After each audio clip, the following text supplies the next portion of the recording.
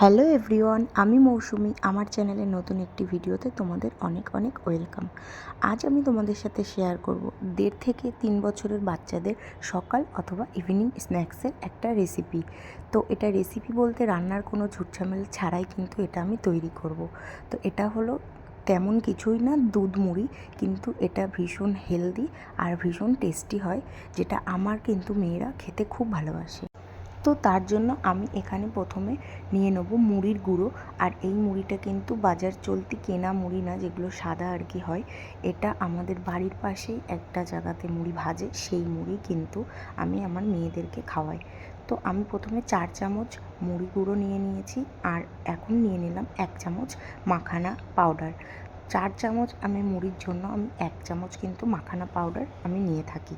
আর এই মাখানা বাচ্চা অথবা বড় সবার হেলথের জন্য কতটা উপকারী এখন কিন্তু আমরা সেটা সবাই জানি। এবারে আমি নিয়ে নেব এর মধ্যে 1 চামচ ড্রাই ফ্রুটসের গুঁড়ো। এখানে আমি ওয়ালনাট আর আমন্ডের গুঁড়ো নিয়েছি। আর আবার 1 চামচ নিয়ে নেব এটা আমি কাজু গুঁড়ো।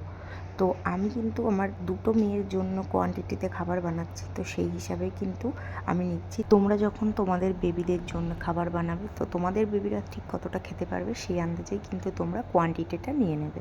এবারে আমি এর মধ্যে দিয়ে দেবো 1.5 চামচ তাল মিছরির গুঁড়ো। আমি কিন্তু আমার বেবিকে তাল মিছরির গুঁড়ো সেই 1 বছর বয়সের পরের থেকেই মোটামুটি খাওয়াই। আমি চিনিটা ডিরেক্টলি খাওয়ানোটা অ্যাভয়েড করি, তো সেই কারণেই কিন্তু আমি তাল মিছরির গুঁড়োটা বেবিকে দিই। এবারে আমি এর মধ্যে দিয়ে দেবো দুধ। এটা কিন্তু একদম খাঁটি গরুর দুধ, আমাদের বাড়ির পাশেই আর কি পাওয়া যায়। তো সেখান থেকেই আমরা মামামের জন্য আর কি দুধটা আনি। তোমরা তোমাদের বেবিদের যেই দুধ খাওয়াও, তোমরা এর মধ্যে কিন্তু সেই দুধটাই অ্যাড করে দেবে। এবার দেখো অল্প অল্প করে দুধ দিয়ে আমি এই ব্যাটার না আর কি, মানে এই খাবারটা আর কি মিশিয়ে নেব। ব্যাটারেরই মতো আর কি হবে।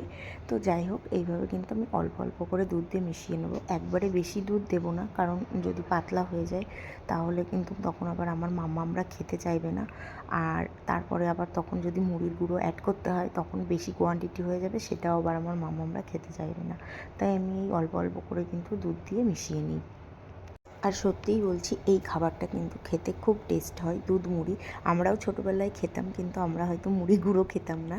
তো যাই হোক, আর দেখো কথা বলতে বলতে সত্যি কথা যে দুধটা বেশি হয়ে গেছিলো, আমি তাই অল্প কোয়ান্টিটিতে আরেকটু মুড়ির গুঁড়ো অ্যাড করে নিলাম। দিয়ে এবার আমি খাবারটা আরেকবার ভালো করে মিক্স করে নেব। খুব চটজলদি বানানো এই খাবারটা কিন্তু বাচ্চাদের হেলথের পক্ষে খুবই ভালো। আর দেখো, এটা কিন্তু বানাতে খুব বেশি একটা টাইম লাগে না, 4 থেকে 5 মিনিট মতো সময় লাগে। আর এদিকে দেখো এই খাবারটা একদম তৈরি। মাম্মামরা যেই থিকনেসে খাবারটা আর কি খায়, সেই থিকনেসে আমি কিন্তু খাবারটা একদম রেডি। এবারে আমি খাবারটা মাম্মামদের বাটিতে আমি সার্ভ করে নেবো। আমি একবারে বড় বাটিতে বানাই, তারপরেই কিন্তু আমি অন্য বাটিতে ঢেলে নিই। তো দেখো এবারে আমি খাবারটা মাম্মামদের বাটিতে সার্ভ করে নেব।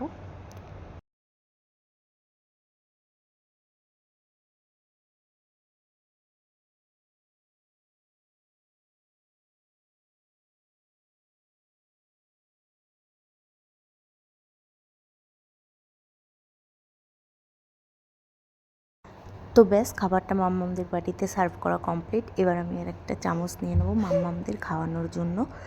আর ভিডিওটা যদি ভালো লেগে থাকে তাহলে কিন্তু অবশ্যই একটা লাইক আর একটা কমেন্ট করো, কারণ তোমাদের করা একটা লাইক কমেন্ট আমাকে নেক্সট ভিডিও বানাতে অনেক অনেক বেশি মোটিভেট করে। বাই। এদিকে দেখো, আমি মামামদের খাবারটা রেডি করে চলে এসেছিলাম একটু বিকালবেলায় ছাদে। ছাদে আমি জামা কাপড়গুলোই তুলতে এসেছিলাম। তো আর ছাদের আবহাওয়াটা এত সুন্দর ছিল যে ভাবলাম একটু ভিডিওটা হলো ক্যাপচার করি।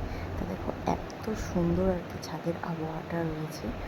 তো এই বিকালবেলায় গরমের দিনে কিন্তু এই ছাদে যে হালকা হালকা হাওয়াটা আর কি হয়, ওই হাওয়াটা খেতে কিন্তু ভালো লাগে। তো যাই হোক, জামা কাপড় তোলা হয়ে গেছে, চলো এখন নিচে যাই।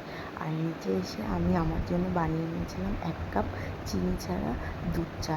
এই দুধ চা খেতে কে কে ভালোবাসো বলো কিন্তু। আর আজকের দিনটা জানো তো ছিল পূর্ণিমা। তো আমি চা খেতে খেতে ড্রয়িংয়ে আসার সময় আমার জানলা দিয়ে দেখতে পারি কি চাঁদটা একদম না লাল হয়ে আছে, পূর্ণিমার চাঁদ আর কি যেমন হয়। তো এত ভালো লাগছিল চাঁদটাকে দেখতে, আমি আর নিজেকে সামলাতে না পেরে আমি এই দেখো ছাদে চলে এসেছি যে একটু ভিডিও ক্যাপচার করব এই কারণে। তো বলে না, করেছিলাম যে পূর্ণিমার চাঁদ যেন এক ঝলসানো রুটির মতো, তো সেইভাবেই কিন্তু সেরকমই লাগছে। আর পূর্ণিমার দিন কিন্তু সত্যি চারিদিক জ্যোৎস্নার আলোয় এতটা আকাশ সুন্দর হয়ে থাকে কি বলবো। তো এই ভিডিওটা তাই একটুখানি তোমাদের সাথে শেয়ার করে নিয়েছি।